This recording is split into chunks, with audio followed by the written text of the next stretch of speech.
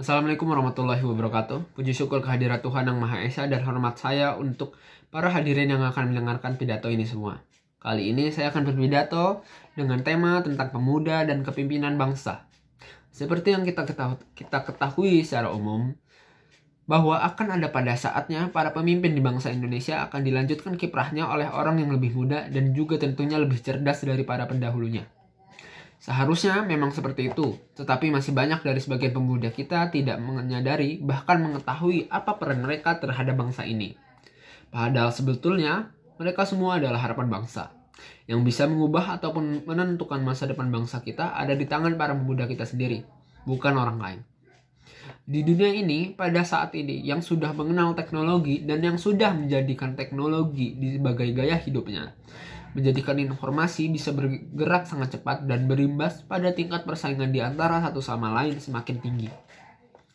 Sehingga menuntut kualitas dan kinerja manusia untuk lebih ditingkatkan lagi. Untuk itu, pemuda dituntut harus mampu beradaptasi dengan cepat, belajar, dan menjadi lebih baik serta melakukan navigasi yang lincah dan tepat agar dapat memecahkan setiap masalah yang ada.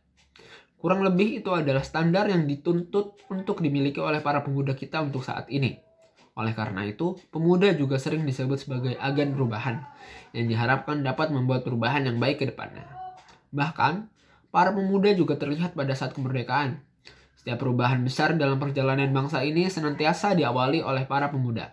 Bahkan Insinyur Soekarno pun berkata pada saat berpidato, beliau mengatakan, "Beri aku 10 pemuda, maka akan kuguncangkan dunia." Ini menyiratkan pesan bahwa pemuda bisa membuat perubahan. Selain sebagai agen perubahan, pemuda juga diharapkan menjadi pemimpin di masa depan nanti. Oleh karena itu, arah bangsa Indonesia sekali lagi saya katakan ada di pundak pemuda Indonesia.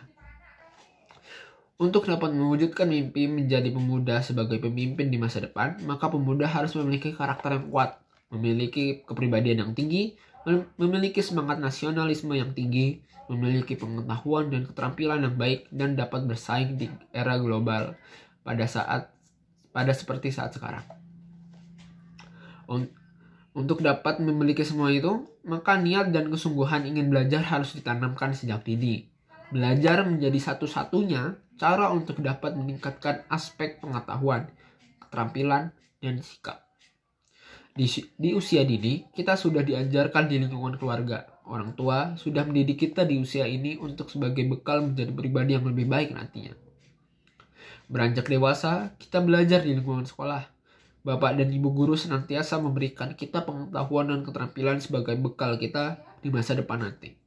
Kemudian di lingkungan masyarakat, kita belajar bagaimana hidup bermasyarakat.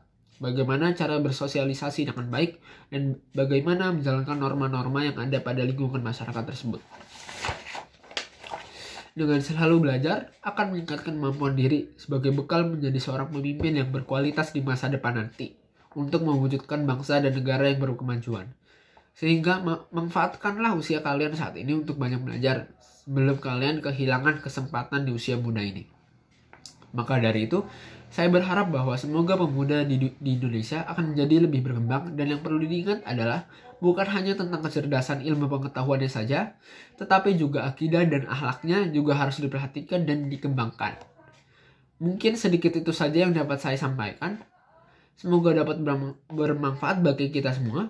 Bila ada perkataan yang salah dan tidak berkenan di hati, saya mohon maaf. Terima kasih atas perhatiannya dan waktunya. Assalamualaikum warahmatullahi wabarakatuh.